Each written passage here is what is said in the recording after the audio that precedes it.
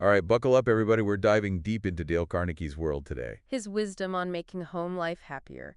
Specifically, we've got some excerpts from his book you listeners sent in. Yeah, all about communication and relationships, and some of this stuff is seriously mind-blowing. We're going to break it down, Pull out the most useful bits. figure out how you can actually use it in your own life. What's really fascinating to me is how Carnegie kicks things off by talking about letters. Letters, like snail mail letters. Yeah, especially for getting amazing results in business, you'd think they'd be totally obsolete, right? With emails and everything. Right, like who even sends letters anymore? But Carnegie, he claims they can achieve miraculous results. He even says twice the results of a miracle in some cases. Pretty bold claim, huh? Definitely bold. Got to see the proof. He's got some pretty convincing examples. Oh, yeah?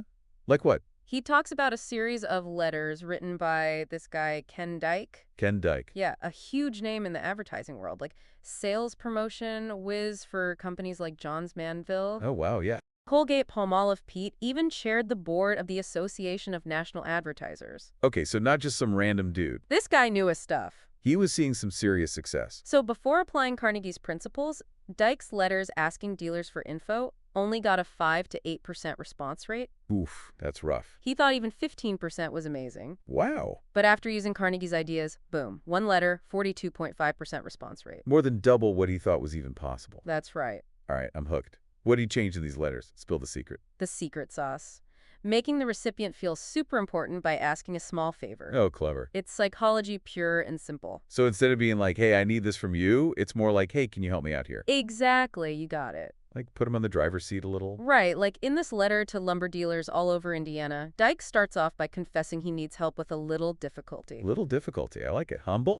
Now imagine you're this lumber dealer in Indiana, and you get a letter from this big shot exec in New York. You'd be like, whoa, Mr. New York City needs my help. Exactly, you'd feel pretty important, wouldn't you? Absolutely. Like, my opinion matters to someone at the top of their game. And this isn't just any executive, this is Ken Dyke. Yeah, this is like getting a request from, I don't know, Oprah for your favorite book recommendation. Right.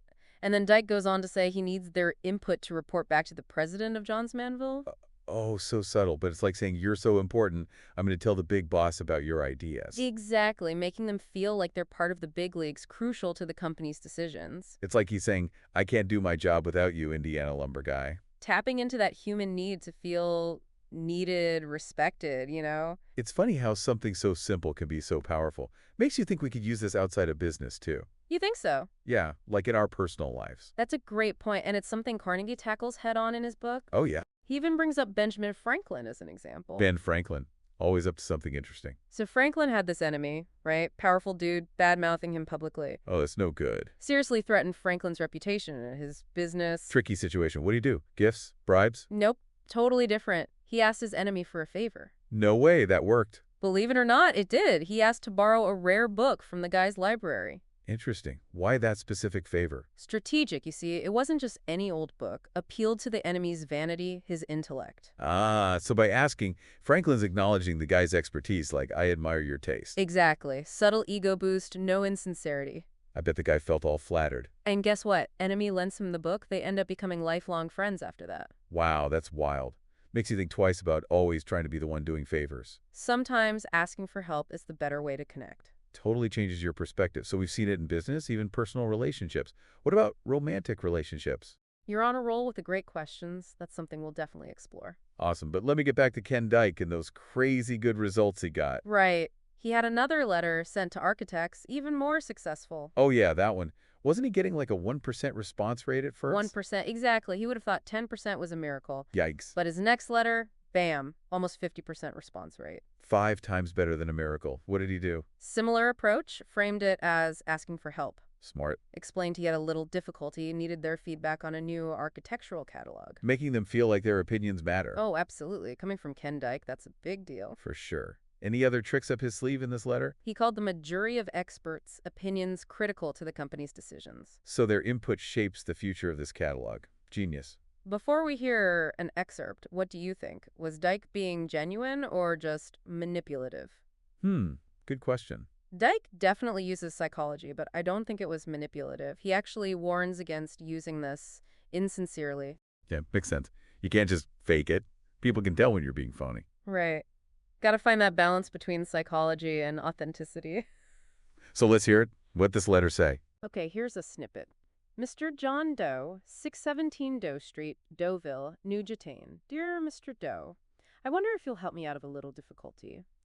About a year ago, I persuaded our company that one of the things architects most needed was a catalog which would give them the whole story of all JM building materials and their part in repairing and remodeling homes. The attached catalog resulted the first of its kind, but now our stock is getting low, and when I mentioned it to our president, he said, as presidents will, that he would have no objection to another edition, provided I furnished satisfactory evidence that the catalog had done the job for which it was designed. Naturally, I must come to you for help, and I am therefore taking the liberty of asking you and 49 other architects in various parts of the country to be the jury. To make it quite easy for you, I have written a few simple questions on the back of this letter, and I'll certainly regard it as a personal favor if you'll check the answers, add any comments that you may wish to make, and then flip this letter into the enclosed, stamped envelope. Needless to say, this won't obligate you in any way, and I now leave it to you to say whether the catalog shall be discontinued or reprinted with improvements based on your experience and advice. In any event, rest assured that I shall appreciate your cooperation very much. Thank you. Sincerely yours, Ken R. Dyke, Sales Promotion Manager. Wow, he really lays it on thick, doesn't he? He does, but effectively, Makes them feel like their opinion is gold. he really emphasizes that personal favor aspect, too. Oh yeah, good point. Like, he's asking a friend, not just some business contact. Right. All right, so we've seen how this favor thing works in business.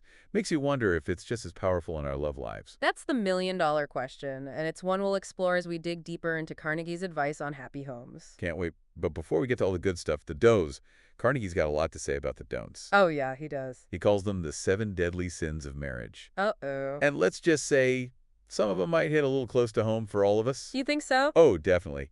Get ready. Things are about to get real. Okay, let's dive into these 7 deadly sins. What's the first one? Nagging. Oof, that's a big one. I think we've all been there at some point, haven't we? Probably. But Carnegie doesn't just say it's bad. He gives us these intense examples. Oh, yeah. Like what? He starts with Napoleon III and Empress Eugenie. Remember? Napoleon Bonaparte's nephew? Oh, wow, yeah. Power, prestige, the whole 9 yards. And Eugenie, one of the most beautiful women in the world. So they had it all. Looks, money, love. You'd think, right?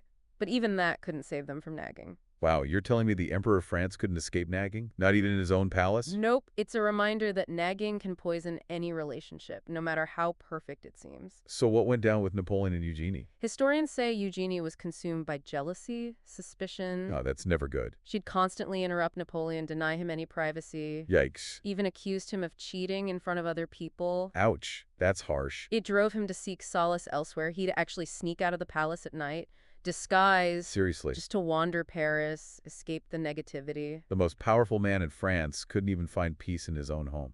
It's a powerful image, isn't it? It really is. Shows how destructive nagging can be.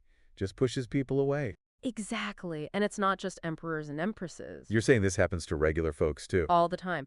Carnegie brings up another example, Leo Tolstoi. Oh, the Russian novelist. Famous guy, right. But his marriage, a complete mess. I've heard about that. They were head over heels in love at first. Oh. But their values, their personalities, clashed constantly. Oh, that's tough. Tolstoy renounced his wealth, wanted a simple life. His wife craved status, luxury. Opposite ends of the spectrum. She criticized his choices. It just wore him down. Can't imagine the toll it took on both of them. It's heartbreaking. This literary giant, reduced to tears, reading his old love letters to his wife. Wow, really? Both of them grieving the love they'd lost. That's so sad. It shows how negativity, criticism can destroy even the deepest love. So Tolstoy couldn't take it anymore either. At 82, he fled his home to escape the nagging. Died 11 days later, alone. Wow, that's a powerful lesson. These deadly sins have real consequences. They do, and while these are extreme cases, They show what can happen in any relationship. right, negativity and criticism, poison, no matter how much love you start with. It's like a vicious cycle, isn't it? Absolutely. Nagging, criticism leads to resentment, distance, then more negativity. A recipe for disaster. All right, so we've seen how bad nagging is. What about criticism? Another relationship killer. Carnegie uses Abraham Lincoln and Mary Todd Lincoln as an example. Interesting. They seem to have a lot going for them. On the surface, yeah. Lincoln, brilliant politician, ambitious. Mary Todd, wealthy family, influential. But I've heard things weren't so rosy beneath the surface. Not exactly. Mary Todd, she was known for being, well, critical. Let's just say she wasn't shy about expressing her opinions. She criticized everything. Lincoln's looks, his mannerisms, his political moves. Oh, really? And her temper, legendary. Remember that story about the hot coffee? Oh yeah, the one where she threw it in his face in front of people. That's the one. Talk about extreme criticism. Definitely not a good move. And even though Lincoln was known for his patience, he had his limits. Yeah, everyone has a breaking point. He ended up spending months away from home, chose the hardships of work over the drama at home. So he was escaping the criticism, even if it meant being away from his family. It highlights how damaging criticism can be. Makes you feel like you're walking on eggshells, never know when the next blow is coming. And poor Lincoln, always carrying that sadness with him, makes you wonder if the criticism contributed to it. Could have. So we've talked about the don'ts nagging, criticizing. What about the do's? What can we do to make home life happier? That's where Carnegie's 7 rules for a happier marriage come in. Okay, I like the sound of that. And get this, the first rule is don't nag. Haha, so we've already covered that one pretty thoroughly. We have, so let's move on to rule 2. Don't try to make your partner over. Now that's what I'm curious about. What's Carnegie's take on that? He uses Disraeli and Marianne's marriage as an example. You know, Disraeli, British politician. Yeah, vaguely. He married this wealthy widow, 15 years older than him.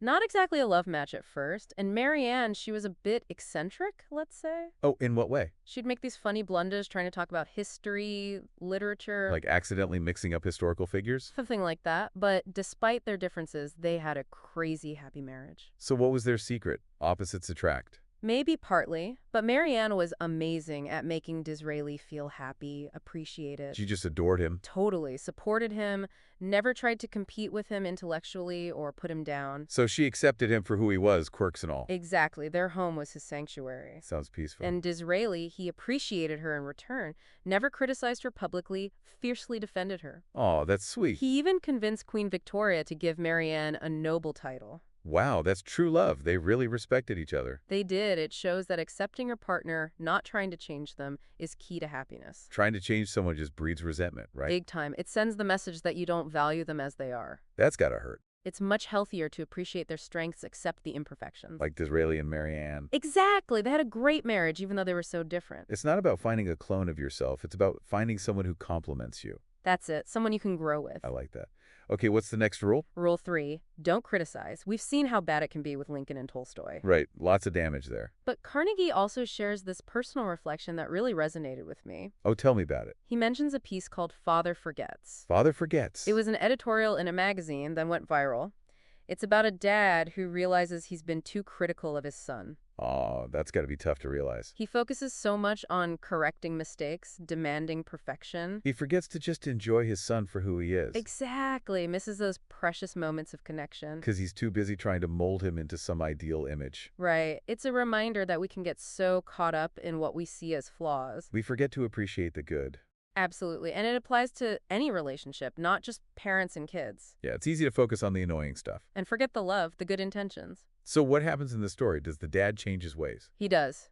Realizes his mistake, vows to be more patient, understanding, appreciate. That's good. It's a lesson for all of us, really. It is. We all mess up sometimes. Focusing on the positive is key. I like that. Okay, on to a more positive rule then. Yes. Rule 4, give honest appreciation. Okay, so what's that all about? It's about expressing gratitude for your partner. Not just noticing the good stuff, but actually saying it out loud. Exactly. Carnegie uses Eddie Cantor as an example, the comedian. Oh yeah, I've heard of him. He openly credited his wife for his success. That's nice to hear. He appreciated her support, her financial smarts, her dedication to their family. It's refreshing to see a man openly praising his wife, especially back then. It is. And Carnegie also talks about Warner Baxter, Hollywood actor, made his wife feel valued. Even though she'd given up her career for their family. He knew her happiness depended on his appreciation, his devotion. So he made sure to show it. Makes you think, when was the last time you expressed genuine appreciation to your partner? Good question.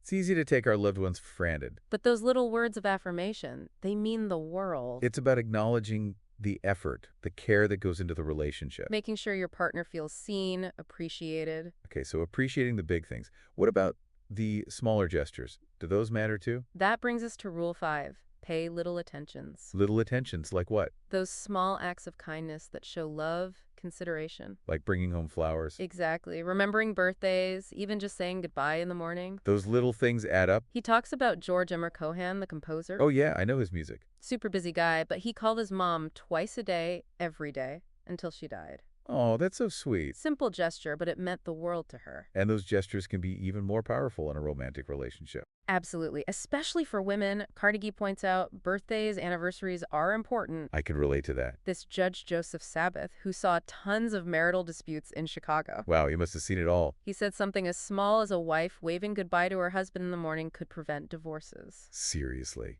That's wild. It's a reminder that happy relationships aren't built on grand gestures, but those small, loving actions. It's about being present, attentive to your partner's needs. Creating that culture of care, even in the smallest ways. Okay, so we've covered appreciation, big and small. What about just being polite? That's rule 6, be courteous. You'd think that'd be a given in any relationship. You would, but Carnegie says we're often more polite to strangers than our loved ones.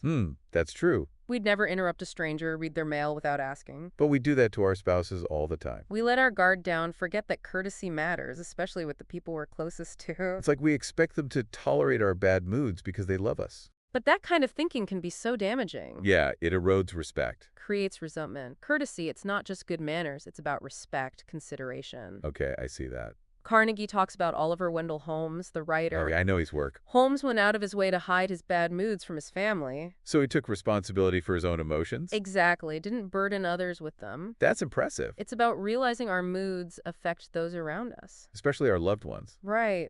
So what kind of emotional baggage are we bringing home from work? Are we dumping it all on our partners? Good point. We should all be more mindful of the energy we bring into our homes. Absolutely. Treat our loved ones with the same courtesy we'd show a guest. Okay, so we've got don't nag, don't change your partner, don't criticize, give appreciation, pay attention, be courteous. Kiss down, one to go. And what's the final rule?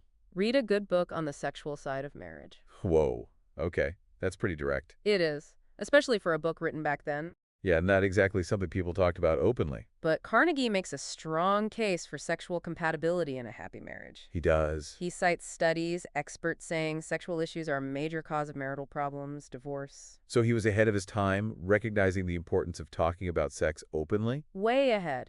And he wasn't just talking about fixing problems. What else then? He believed couples should educate themselves about sex to make their relationship better. So, like, don't wait till things are bad. Be proactive. Invest in your sexual well-being, he says. Pretty progressive for his time. Absolutely. He knew sexual satisfaction was key to a happy marriage. Encourage couples to learn more, improve their intimacy. He even recommends some books, knows it's a sensitive topic, hard to find good info.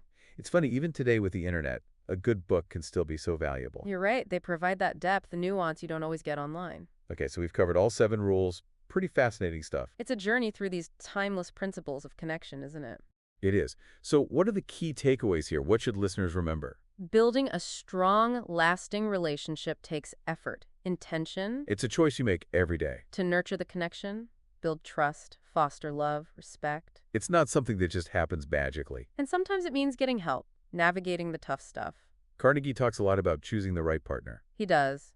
But he also says being the right partner is just as important. That's interesting. It's not just about finding the perfect person. It's about being the best partner you can be. So how do we do that? What makes someone the right partner? How do we build that happy home life? Okay, so we've got these 7 rules for a happy home life, but what does it really mean to be the right partner? It feels kind of vague. Yeah, it's definitely a question worth thinking about. Carnegie talks about it throughout the book. It's more than just a checklist of qualities, right? Right, it's like a mindset, a commitment to growing as a person. Makes me think of Ben Franklin turning his enemy into a friend. He didn't just throw money at the problem. Oh, good point. He actually went out of his way to make the guy feel valued. That's a perfect example. Being the right partner, it's not just about what you get from the relationship. It's about what you bring to it. Yes, it's about making your partner feel seen, appreciated, supported, all of that. You know, it's like that saying, be the person you needed when you were younger. I love that. It's so true. Bring that empathy, understanding to your relationship. Right, like we attract partners who reflect what we need to work on in ourselves. Maybe it's patience, sense of humor, communication, who knows? It's less about finding someone perfect, more about choosing someone who inspires you to be better. So it's a journey of growth together. Exactly. The best partnerships, both people are committed to evolving side by side. That's beautiful. But let's be honest, relationships are tough. Even when you try your best, you're going to have disagreements. Oh, absolutely. What about these rough patches? Does Carnegie have any advice for handling conflict? He does. And it's pretty simple, actually. Don't let the sun go down on your anger. So deal with issues head on. Don't let them fester. Right. Otherwise, resentment builds up. Easy to do when you're tired, stressed, just want to avoid it. but it always makes things worse in the end. It's like a snowball effect, right? Gets bigger and harder to handle the longer you wait. Perfect analogy. So how do we keep those small disagreements from becoming huge fights? Yeah, how do you stop the snowball before it's an avalanche? Communication. Clear, honest communication.